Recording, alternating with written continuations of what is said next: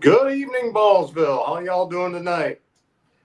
Welcome to our show tonight. We got a lot of things happening. Want to thank Ballsville for allowing us to do this. You know, we at Ballsville do things differently than most with our wagering and our different formats. And I really think it's unique. I like being a part of it.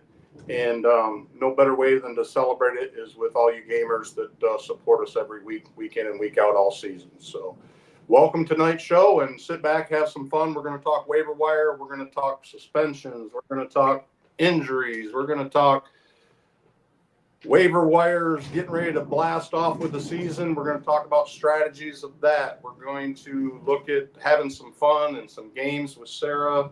We're going to also do tonight another Jimbo's Hot Takes. And I'm going to start off by welcoming the panel. My co-host, Sarah. Sarah, how you doing today? How's it going, Jimbo? I am happy to be here as always. Love that we've got this show going and super happy. Yep. Thank you for everything you've been doing to help make it come together. Of And course. Ethan, the big game man. How you doing over there, Ethan? Thanks for showing up tonight. Doing good. Thank you for the invite. Glad to be here. How y'all doing?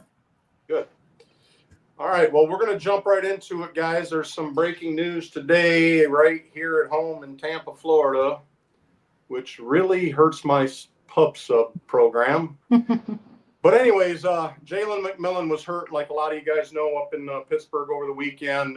Walked out of there with a neck brace. Everybody thought, well, came out as a strained neck, sprained neck. Today, Todd Bowles came to the podium after practice today and said it's a little worse than that. Jalen McMillan's already on IR and probably won't see the field till week 9. So our thoughts and prayers are with neck injury, and hope he gets through that. Ethan? About McMillan? Yeah. Yeah, I heard his comeback would be around week 4, week 5, but if it is week 9, I mean that's some serious stuff. With Godwin already being confirmed out till about week 4, week 5 as well, or week 6, I believe.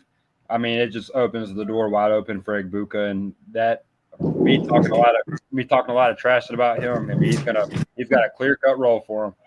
Yep. Sarah, what do you think about the McMillan injury? Yeah, same thing with Ethan. I did think Mbuka was gonna eventually like come up and take a very high role, but I did think McMillan was the one standing in his way to make an immediate impact. So I think this really does open the door for him. Also, feel bad for McMillan, and kind of crappy since I do have him in a lot of leagues from last year. All right. Some other news going on right now. We got the Robinson saga, rumor, trade. His contract up next year. He'll be a free agent next year. I'm sure he's trying to lay some groundwork to get paid. He just saw Cook make his way to getting a check. I think Robinson wants to do it. I think all the players over there probably really worked hard to get the Commanders where they ended up last year. They all know their worth, and so Brian Robinson is trade talk, trade talk, trade talk. So what do you think about this one, Sarah? This is really tough. I have been taking a lot of B Rob. I've been thinking that I'm really bummed about it. I was thinking that he was going to really take a nice step up with them this year. So I'm kind of bummed. I was getting him at really good spots. So I just hope he can go somewhere where they can really use him well and he can stay healthy. Ethan, what's your thoughts on Robinson? I'm gonna build on that. I hope he goes to my dream destination for Robinson. I want him to come to Houston if we have room for him. If he wants to come on over here, with Mixon being sidelined for a while, Chubb he wasn't ever supposed to play football again, and Woody Marks. I mean, he's a rookie. I hope we can sign somebody another running back and get us going. But I mean, I hate to see that it went that way. I see a lot of people are hyped on that rookie out of Washington, JCM. I'm not going to try to pronounce his name. We'll just wait and see if he's worth that type of hype or not. I don't think he is personally, but we will see.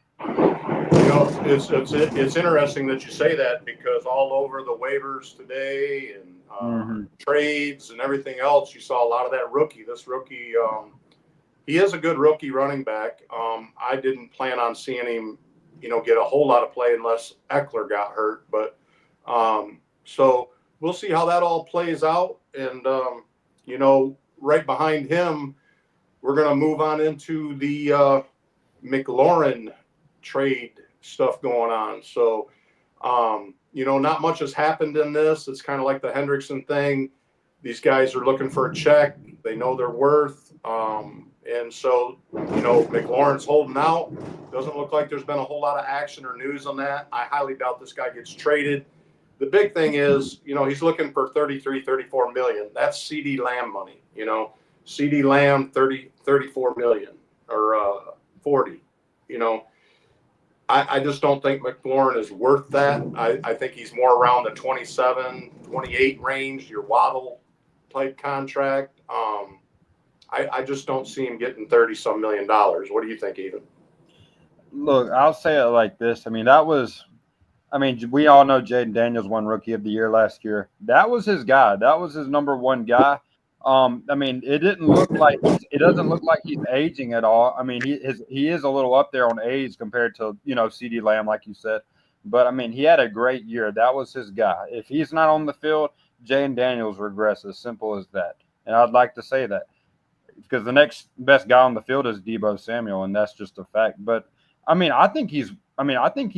say pay the man, pay him. I think he's looking for 30 million to be exact. I think he would accept that if he was offered 30 million. I think they're in the 27, 28 range right now. But if they can, I think they should, try to come to an agreement with that 30. I think McLaurin. I believe he wants to be on the field. I don't see why not. And I know they want to get a deal done, but they're just not willing to pay him that much money. But hopefully the sides can come together when the season begins. But let's look at like the DJ Moore situation. Moore's contract in Chicago, he got like $27 million in the picks that went with that trade too. To me, it's more like a DJ Moore type trade or contract when we're talking wide receiver of this grade. I can't put him in the CD Lamb. I can't put him there with that kind of money. I think 28 is about where it should be. Well, I'll just say, like I said, statistically wise, last year he had over half the teams receiving touchdowns. More than that. And I think, I think that's pretty much like a league leader, like the percent wise of receiving touchdowns. I think he's a hell of a player. If the two sides can, are willing to negotiate a little bit to, get that deal done, I think that would really be beneficial for everybody. I just keep trying to get it done. I agree with you, Ethan. Yeah, I'm so sorry. Thank you. Go ahead. I agree with you, Ethan. I think they should pay the man. I think that he is absolutely Jaden's number one. And you're right, Jimbo. I don't think he needs to make his like CD Lamb money, but I think it's well over Waddle money. So I think there's some sort of medium. Like 30 mil ain't bad. I think that's pretty decent for him. I think they should pay him. And I think you're right. He does want to stay on this team. And they took him off the pup. So, does that mean they're getting closer? I remember you mentioned it before. So there you go. I got your back. Thank you. All righty. We're going to keep her moving here. The next one up is Bond. Bond joins the Browns, signs a contract. This kid got paid, got guaranteed money too. Before the draft, there was a lot of hype in this guy that he was a second, a third round pick. I think he's all of that, worth of second and third round. I think Cleveland just likes drama. They're bringing in these guys that can't stay out of trouble, these guys. But anyways, I like Bond. I think he's a good player. He can take some hits across the middle. If you look at some of his tape from Texas, the kid getting blasted going across the middle, he's a tough kid. He's fast. He's got good hands. I think it's a good landing spot, really, for him. What do you think, Sarah? Yeah, I do agree. I think that's a good spot for him. I like Bond. Not personally, but I like him as a player, and I think I don't know. I was taking him when I was doing like the super degen drafts where it was like we didn't even do we didn't even do the rookie draft hadn't even happened yet and we were already drafting, for like best balls. You know, Like, the good thing about this guy, he's on the waiver wire, pretty heavy because this all happened, pre-draft. This kid didn't even get drafted, so it's not like a lot of people took a chance on this guy. So his availability out in the waiver wire is there. well, I'll tell you, as soon as he got signed, everybody's Yeah, picking him up it in all lit my up. leagues. It lit I up. saw So, somebody spend their entire 200 waiver wire money yeah. fab on Isaiah Bond. I was like, "Are you?" I just had to laugh at it. I just gave Ethan, him what a do you nice think big about this laugh. kid in Texas? I think he's a great player. I really do. I mean, Cleveland is probably just. I mean, the way to put it, whether anybody likes it or not. Sorry if you're a Cleveland fan, but I mean, they're probably the funniest, laughable fan base across all professional sports. Just off of their movements, the way they do. I mean, I'll say it right now. They ruined our guy Baker Mayfield. They completely ruined him. But I mean, as far as Isaiah Bond as a player, I mean, he can definitely get playing time. He can definitely be a good player. I mean, if you got a spot, I mean, if you play in leagues with big rosters, a lot of teams, and you got a spot on your roster, somebody you can drop for him, go ahead, why not? But if you're in a little shallower league and you got to drop somebody, that'll supposed to give you some points, somebody like a meaningful player, I wouldn't go that far. But I mean, he's a good player though. All right. We're going to move on to our next one in this segment. And this one here's got a little bit of NFL conspiracy to it to me. A little bit of Chiefs conspiracy, We don't know what's happening with this. We know he pleaded guilty. We know that. He pleaded guilty to this charge, a felony charge to boot. So what's the NFL going to do? Well, they're going to wait till September 30th, and they're going to wait for his discipline hearing. So we'll see.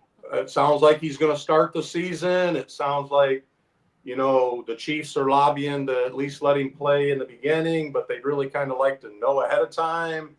So there's even rumors out there that this kid's going to play the whole season and not even serve the suspension until next year. So I wouldn't put it past the NFL to let this kid play all year. I don't know if it's going to happen. I think there'll be some outrage if it does, but I would not be surprised if he plays all this year and they do the suspension next year. They're saying that they want to do the NFL's want to do an 8 to 10 game. I've heard that talk. So if they do that, okay, so maybe they let him play the first half of the season, then they make him really punish him and let him sit out at the end, and then let him sit out the beginning of next year too. So I don't know. What do you think, Ethan? I think that there's no doubt about it that he is going to serve a suspension this year.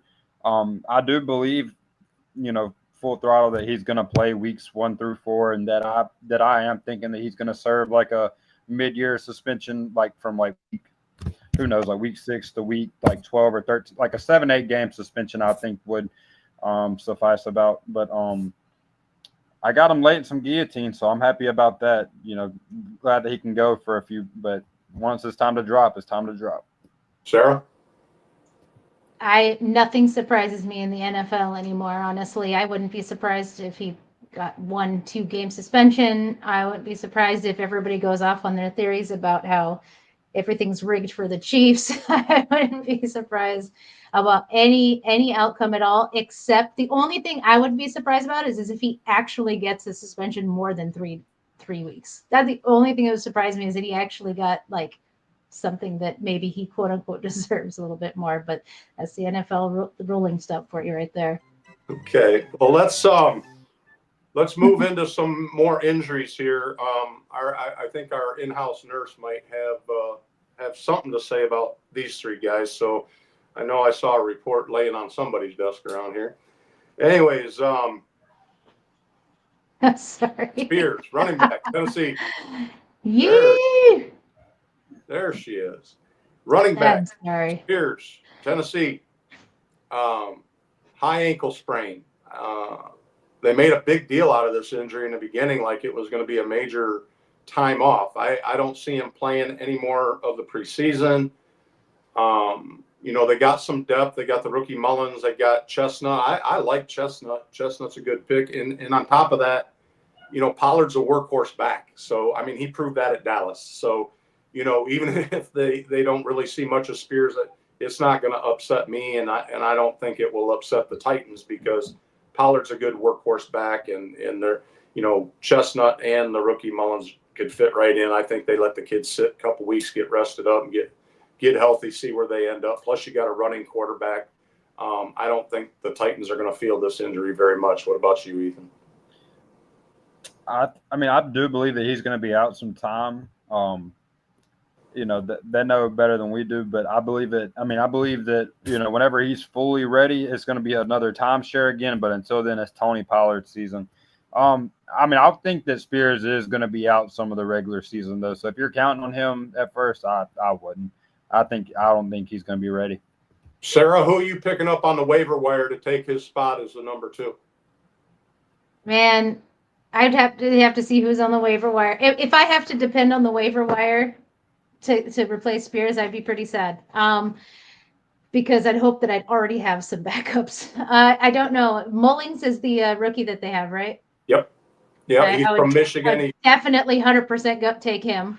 He's a Jim Harbaugh sure. product. The kid played linebacker primarily in the beginning. Yeah. University of Michigan. Good linebacker, good hands, strong guy. Started having some aspirations to get in the backfield. Harbaugh saw talent, and he did good. I mean, he was a good, strong running back, goal line back. So, like I said, between Chestnut and him, I don't think they miss a beat with Spears. So yeah. All right, totally. Tyreek Hill's our next one. This injury is kind of twofold.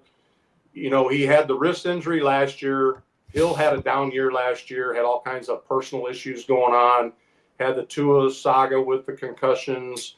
I think the wrist injury turned into a little bit more than it was. He ended up having to have 2 surgeries in the spring, had one in February during the season or at the end of the season, and then had another wrist injury, which was a ligament, not a broken wrist. It was a ligament damage. And now we get this oblique injury popping up. Ethan, what do you know about obliques? I do know this. I'm looking at his age. It says he's 31. I do believe that, he could have an oblique injury. I'm not too sure on that, but I do know that Tyreek Hill, I'm not saying this is his personality, but it wouldn't surprise me at all if he's just taking this time to rest. I mean, he's sitting out of practice, missing preseason games. I mean, the guy's 31. We know what Tyreek Hill can do. Tyreek Hill, a little bit of practice will be good for him, but overall, he doesn't need to practice. Sarah? I mean, we're talking about practice. I think I think that Hill's going to be fine. I'm still taking him the same place that I was before this, and I think he's going at good places, at a good spot in redrafts because people are still worried and scared. But I mean, you're talking about a guy who has played through more injuries than he's sat out with. You know what I mean? So maybe the guy's just a beast even at his age. So I'm not too worried. And I think they're just keeping him rested so that, a few years ago, this guy's up there in the late first round, early second round of every single draft you're in. And now this guy's 4th, 5th round. Hey, that was last year, Jimbo. We were taking him first round. Yeah. Mm-hmm. Yeah, I'm loving where he's falling right now because I'm getting him for a steal. All right. I mean, everybody is. Don't count on a bounce back from Tyreek Hill. He'll come back. All right, our next injury we're going to take a look at is Darrell Mooney. Guys, like I was telling the panel in prep, I don't always target injuries. A lot of people say, hey, Jimbo, what do we care about Darnell Mooney? What do we care about? Well, I like to look at guys that are number 2s, receivers, so that when they do get injured or they do take and jump up and replace the number 1, when the number 1's out, what are we looking at on the waiver wire to kind of fill the shoes in Atlanta with this guy? Okay, so Mooney's got a shoulder injury. They're hopeful. they're positive that he will make week 1. I think he'll be week 1. He's a smaller frame type of guy, so shoulder injury could be something that would linger with a thin, lanky type guy like Mooney. He's a good receiver, but I'm looking at primarily who am I going to get off the waiver wire to back this guy up. So, that's the reason I'm bringing this injury up, because it could linger into the first part of the season. He could re-aggravate it week 1, and now we got to figure out what we're doing. We can't just make it with Pitts in London, so we got to pick somebody up. So, Sarah, what's your thoughts on Mooney? Okay, so I love how you kind of like made this work into the waiver wire by taking a wide receiver 2 and saying what are you going to do if he's not playing, because I think that's actually really brilliant. So I just want to say that. Okay, so a lot of people I saw taking when they picked up Nash. I saw a lot of people taking him off the waiver wire. Even sometimes over McLeod, who I thought actually like kind of showed a little bit of that he had something with Atlanta last year. So McLeod and Nash would be my top 2 guys to be looking at if Mooney was out for any amount of time. Ethan, what are you thinking? Yeah, I'd say Nash too, but he's in the back of my mind. But Ray McLeod had a good year last year. I mean, he was a guy that I would plug into my lineups every now and then last year. Ray McLeod, I think Atlanta would trust a little more right out of the gate. I don't think Darnell Mooney, personally, I don't think he'll be ready for the start of the season. I think they'll kind of ease him back in. I'm not sure when he'll return, but I don't see him being ready, because every update I hear about Mooney, it seems like he's just further and further away. But I could be wrong. That's just what I'm hearing. I was really high on this Washington kid that they got. The guy can play football. He's a great wide receiver. He spent most of the time hurt last year. I was really wanting to see that kid get a chance to play. I was excited about Nash in drafts just based off what I was hearing. I didn't get a chance to really see Nash play that much. I didn't have much stock in him in DV drafts. So, if you look at Nash's, if you look at his stats from college, Nash looks great on paper, but it looks like he's been struggling in OTAs and into camp. So I'm high on this Washington kid. I'd like to see him get some time to play. So, my pick off the waiver wire to replace Mooney would definitely be Washington.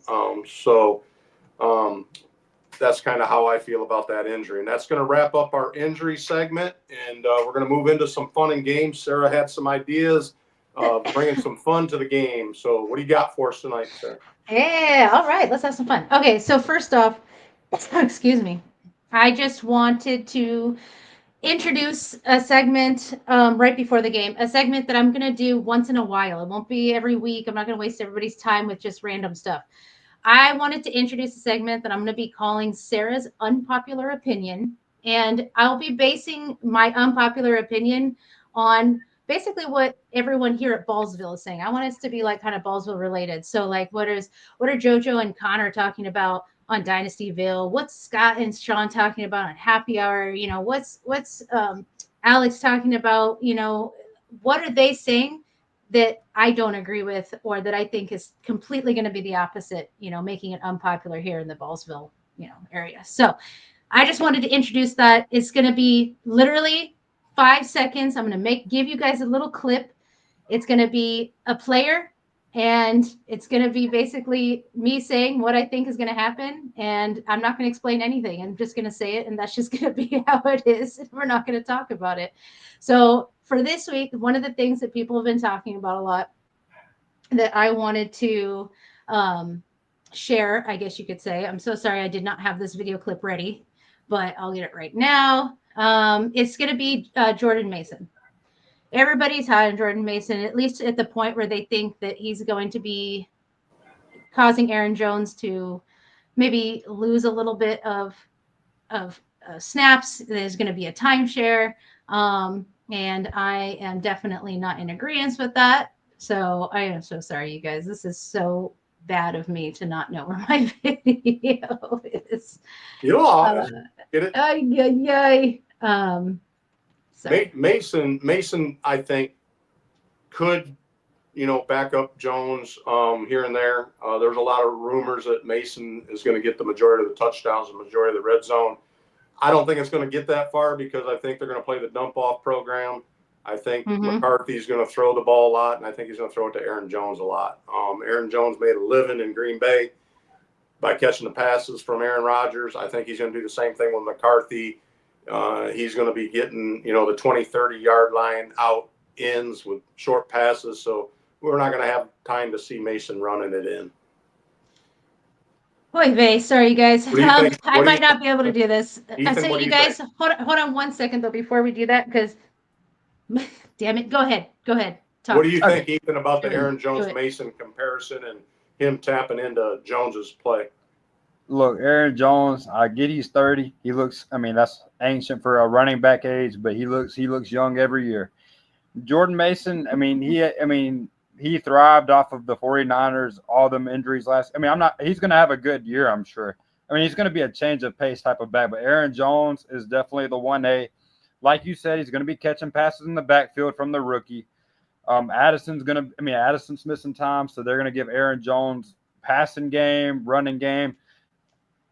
He's gonna be a beast, and Mason will be that 1B. He'll be the change of pace type of back, I believe. Hey, Sarah, did you get the thing? I found it. Yes, I found it. And usually we won't even be talking about this. I'll show my video and we'll go into the next segment because I want everyone to stew on me thinking that I not only think he's not going to do much, but I think that when he does get the ball, he's going to be a bust. I think that he's totally just going to 100%. Oh my God, look, it was the wrong video that I just pulled up for you guys. This wasn't even the right one. It's a whole video I made and it sucks. So let's move on to the game. All right. Okay. So the game that I created is called Rapid Fire on the Waiver Wire. And this game is really loud. Is basically I'm going to take a couple of guys that are on most waiver wires right now. I'm going to put 2 guys up on the screen.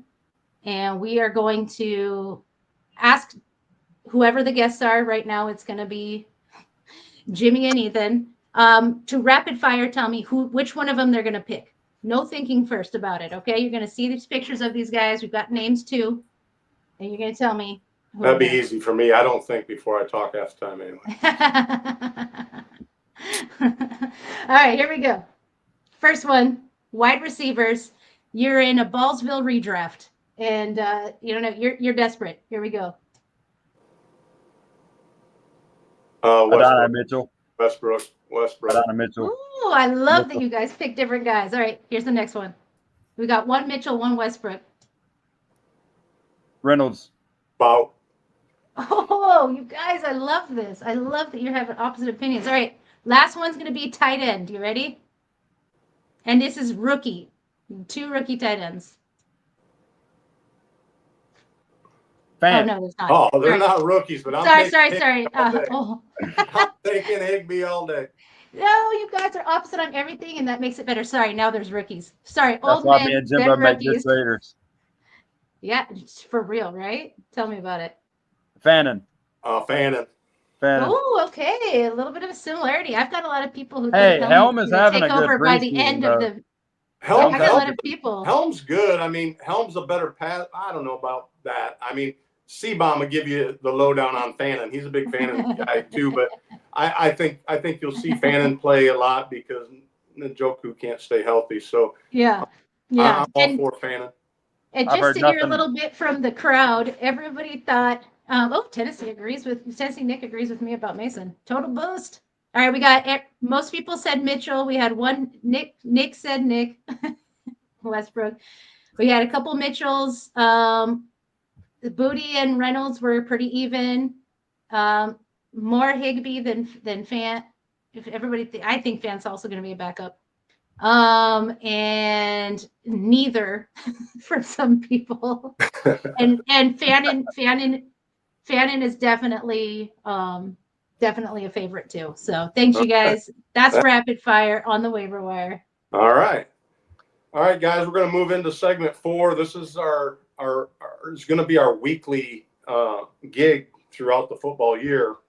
Is we're going to concentrate on waiver wire strategies, building rosters, drops, ads, what you should target to help your team out, either replacing a hurt player, getting somebody in that you may use for trade bait, in what you want to do. This particular team came out of our dynasty leagues, came out of Ketchum, and I chose this particular team for a reason. This team, he pretty much decided in the draft he was going to draft all rookies. He was going to trade away his picks in the startup and get some strategy going to have a bunch of number ones for next year. On the right of the screen, you can see all the picks that he traded for. So he was definitely an active trader in the startup. So he's accomplished, purgatory here, what we call purgatory, draft purgatory, however you want to look at it. He's basically going to do nothing this year. That is for sure. Okay, so he's got one basic starting quarterback on his team, Lawrence. The only other quarterback he's got is down on his taxi, and that's Gabriel, who may or may not play. So he's got some good centerpieces for building a team going into 26 season with all his picks. You see Brian Thomas there, you see Hunter there, you see Bowers there. He's got a kind of a good baseline start. He's got Golden, he's got Higgins, he's got Burden, Williams, all these guys that we were expecting to see, which we don't know what they're going to do yet. We will see soon. But what I'm trying to get at is there anybody he could target on the waivers, or is his best strategy is to maybe give up some of his first round picks, go after a solid quarterback instead of that dart throw that he's going to go after next year in the draft for sure? Or does he give up some of that capital he's got and wait for a guy to get hurt, wait for a playoff team that's getting ready to go into the playoffs, and he's got one of the players that could help this push a guy over the edge, and he gain even more trade capital, or gains a good quarterback out of the deal? So Ethan, by looking at this guy's team, what would you do with it? Let's pretend this was somebody that walked away from a team, decided, man, this just did not work. I wish I would have done this. And now you just walk in the door and you got yourself an orphan team. What are you doing with this orphan? This is not an orphan, but it is now your orphan. What would you do? All right, if I'm picking up that orphan team, I'm gonna commit to the rebuild. Maybe even flip some of those players for picks. That team isn't. I don't believe that team is going to win very many games in a 12-team league just by looking at it, just by looking at the bench. I mean, some of those guys, like if you go back to the bench, some of those guys can definitely like get roles this year. Like Ty Felton with Addison out could, easily pop and be something. Dante Thornton's having a great preseason. KLS could easily have a good role. I see Jimmy Horn on taxi. Tez Johnson, the door could be open for him. I mean, a lot of these guys could really pop this year. I'm not saying they will, but they could. I would just commit to the rebuild. I mean, if you trade for, older players, or older players that'll give you points, he's going to have to give up value. And even then, those older players that are going to put up points for this year, I don't believe he's going to make it far enough. I'll just commit to the rebuild. I see he's got a lot of draft picks in general, and a lot of just younger players. You might as well just play out the rebuild. That's what I would do. I'd play out the rebuild. Too many young guys. So does he just play out the rebuild, Ethan? What you're saying? Are you saying he just play out the season like it is, not gain a whole lot of points, get a good seeding in next year's draft, hope that some of these other guys that he traded with, in fact, I think I was one of them. He got my first away from me. So if you look over there, does he just play it out and hope for great draft positioning, or in a way? I think what I would do is I'd move a couple of these good players, like somebody that's high on Hunter. I'd trade Hunter in a heartbeat. I might even look at trading Bowers out of here and take away from a cornerstone rebuild with Bowers, and maybe get myself a really good quarterback so that my draft pick doesn't turn into an unsuccessful dart throw. So yeah, I will say, he definitely has value. I mean, all the draft picks, Brian Thomas and Brock Bowers are top 15 players. If he wanted to, he could trade each of them to get some, just get some overall good players. Maybe not be anywhere as valuable as Brian Thomas or Bowers, but if he wants to go ahead and compete, or if I were to I like to compete, I probably would compete. But that's a lot of rookies you're dealing with. But in a way, if all them rookies were not on there, I would trade Brian Thomas and Brock Bowers, get you some depth, get you some fillers that'll fill in the lineups for you, compete, try to win the championship. And I mean, it's doable. I mean, Brian Thomas and Brock Bowers are top 15 talents dynasty wise, arguably even, top 12. Sarah, take and give me two players. Give me a wide receiver and a running back on this team that you would try to focus on trading to get yourself a quarterback or another good tight end or a better running back. What would you do? Give me two players that you're getting rid of off this team. Well, I mean, he's basically only got wide receivers that are worth trading. I mean, his running back's way too weak. He's got Brian Thomas and Travis Hunter. The first thing that hits me is trade one of them, because they're both going to be worth a decent amount. I'm not trading Bowers, but I mean, Golden is getting more hype. Burden is probably going to be, pretty high up there. Like, I'm definitely either trading Brian Thomas or Travis Hunter just because I don't like having, like a 1A, 1B on the same team because he's also got the QB stack. So, when week 8 hits, he's going to be so effed. But like, I just don't like, that's just my personal opinion. So one of those I would trade for sure. Maybe I would see if I could possibly get something. Sorry, I'm looking back and forth, so you're all looking at with me. See, maybe one thing Jaden Higgins could. Go ahead. Jaden Higgins could be something that someone with like Stroud might be wanting because I know that he's kind of like an under the radar type of guy that people do like, but they won't pay too much for. But it could get you some more picks. See, like today, he could be taking advantage of today's news. Okay, with the McMillan injury right now, he's got Tez Johnson on there. You do a little research on Tez Johnson. The kid can play football. He basically come out of Oregon. He played great ball. The guy's fast. He's a good punt returner. He's got great hands. Mike Evans says he's a great route runner. He could be taking advantage of all these guys that got, Godwin that have McMillan and have Mike Evans right now and say, okay, maybe target somebody that's got those particular players, take advantage of today's panic with the McMillan injury and get rid of Tez, get something for him, find something that works. That's what I would do. I would be taking advantage of today's news if I had Tez on my team. I don't know who, but I'm telling you, I'm looking at that bench and I see about 4 or 5 guys that can just pop off this year. I mean, just given the injury news already, given the roles, I mean, these guys. And that's the problem is he probably won't tank because he's got too many guys that will actually end up doing something. It's not enough to win, but I don't think it's enough to be dead last and get the 101 either. So there's probably not much on the waiver wire for him to look at to try to do anything here. He may pick up some, there might be some guys on this team that could help him out, like a Singletary. I see Singletary sitting there right now. Mm-hmm. Singletary could pick up and take some place up there with the rookie Scadaboo in there and Tracy dropping the football every 5 minutes. Tutu Atwell, another guy. The guy's a number 3. He's going to play. The minute they have a hiccup injury-wise, okay, there's a starting tight end over there, Disley. He's a starting tight end. Parker Washington's a good player.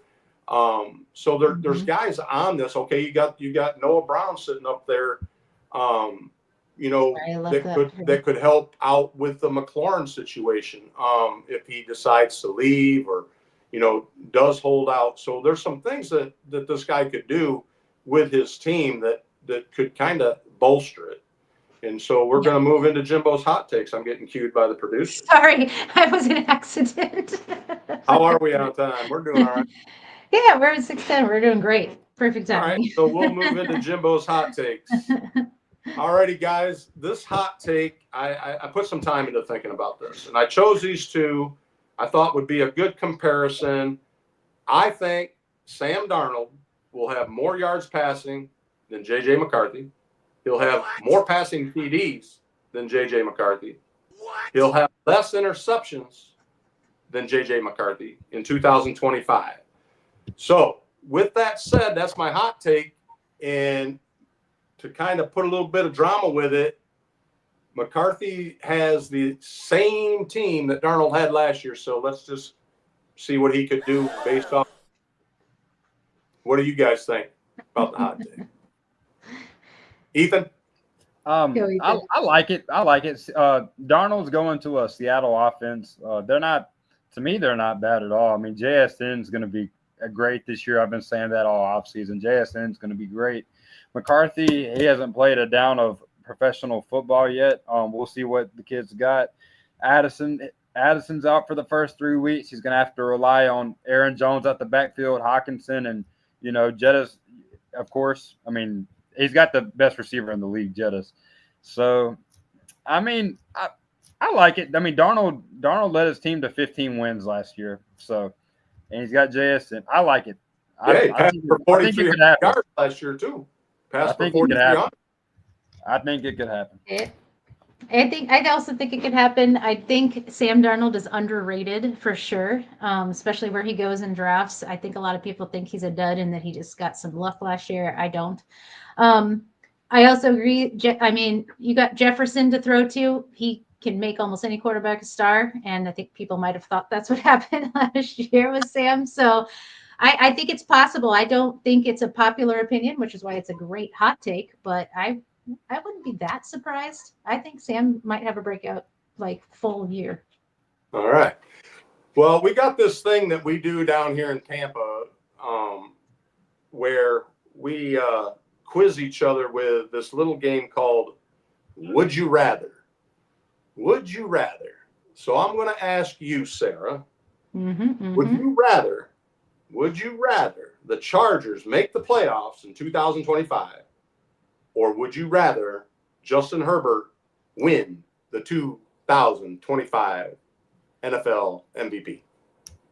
I love my boy. I love my boy, but all day I'm saying get us into those playoffs because one of these years we're going to get past the first round. So get me there again. Let us try again. All day I'm taking the playoffs. You're taking the playoffs over Crush getting the MVP. Okay, I'm going to remember that. And Justin's over there crying the blues. Okay, I'll keep some company. He'll be all right. Here you go, Ethan. Here's your would you rather win your pub sub bet with JoJo on Travis Hunter, finishing in the top 30 ranking of wide receivers, or would you rather get all of your FAB back in the triathlon league, Greek Zeus Dark? Would you rather? Which one? I don't need that 200 fab. Whoever wants it can come get it. I still have it in a couple leagues. Come get it. Come see which leagues I got it in. Come get it. I want to win my pub sub bet with JoJo. JoJo, come pay for my pub sub. Because Travis Hunter, I don't believe he's going to be it anyways, and I'm trying to win all my pub subs because I got a lot. So bring it on, JoJo. For some reason, I knew that was going to be his choice. I'm like, man, we're in a group of competitive people. This is going to be all about bragging rights, and it doesn't even matter if he gets a pub sub. It's all to say I won. Before we go into closing, guys, we got a little bit of time here. I want to get your comments on this. It's been a big off-season drama. We don't have slides or anything. I'm tossing this in at the end. But we also had some news today with Daniel Jones becoming the starting quarterback at Indy and Richardson going by the wayside. Ethan, I'm going to let you go first on this. Is this something that you really thought was going to happen anyway? Did you have hope in Richardson? Do you have stock in either of these two players? What's your gig on here? Yeah, I actually remember when the news broke. I remember I was in a hotel, just had it on a sports channel and seen that the Colts signed Jones, and I seen what they signed him for.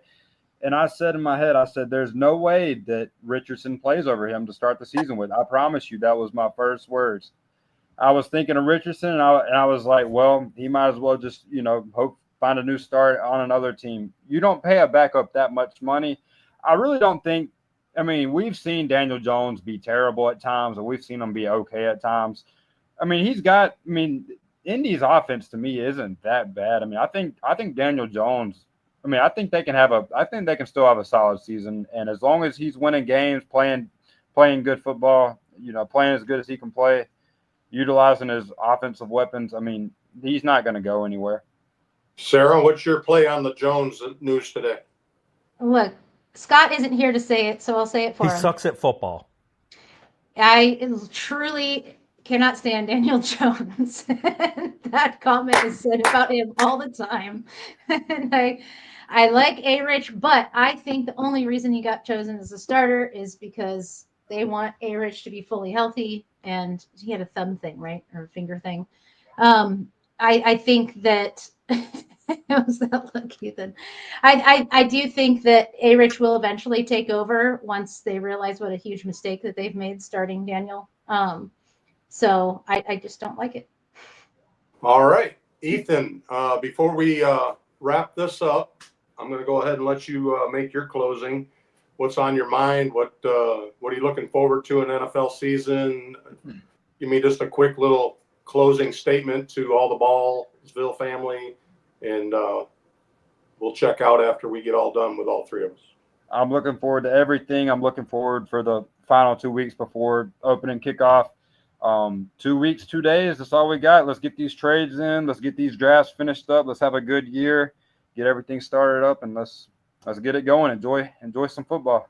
Sarah? Yay. Same thing. Looking forward to it all. Looking forward to a bunch of angry Chiefs fans getting mad that they keep showing Taylor Swift, and even though they're bringing their town money, and go Bolts all day. All right. Well, in closing, I'd like to thank the Ballsville gamers for coming out, supporting Ballsville. You guys are troopers. You guys made it fun for me as a commissioner in these leagues, a manager. I really look forward to competing with and against all of you. I'd also like to thank Scott and Sean.